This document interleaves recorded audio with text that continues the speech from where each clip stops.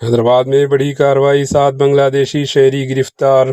حیدرآباد میں غیر قانونی تارکین وطن کے خلاف پولیس نے ایک اہم کارروائی انجام دیتے ہوئے 7 بنگلہ دیشی شہریوں سٹیزنز کو گرفتار کر لیا۔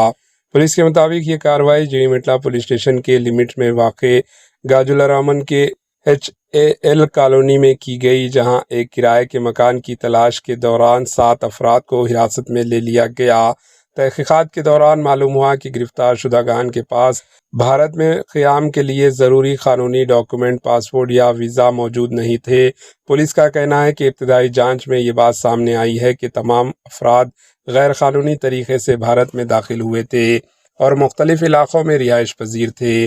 پولیس نے تمام ملزمان کو مزید قانونی کارروائی کے لیے میدک ضلع کے جوگی پیٹ میں قائم ڈپورٹیشن سینٹر منتقل کر دیا، جہاں سے ان کی بے داخلی کے عمل کو آگے بڑھایا جائے گا۔ حکام کا کہنا ہے کہ غیر قانونی طور پر بھارت میں مقیم افراد کے خلاف ایسی کارروائیاں آئندہ بھی جاری رہیں گی۔ Bureau report, AHN news.